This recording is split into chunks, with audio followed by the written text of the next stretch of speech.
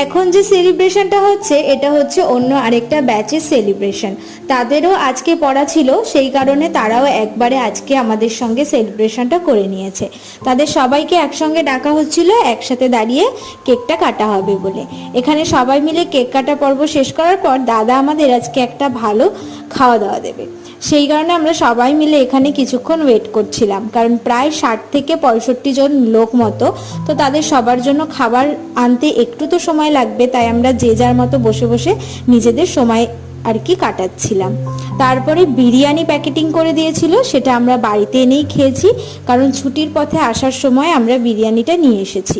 বাড়িতে এসে খাওয়া দাওয়া করার পর কিছুক্ষণ রেস্ট নিয়েছিলাম। তারপরে রাত্রির দিকে সেরকম আর কিছুই খাইনি, জাস্ট একটুখানি কফি খেয়ে ঘুমিয়ে পড়েছিলাম। আর গ্লাসটা বড় দেখে ভেবো না যেটা অনেকটা কফি, এইটুকুই কফি ছিল। তো চলো টাটা, আবার দেখা হবে নতুন মিনি ব্লগে।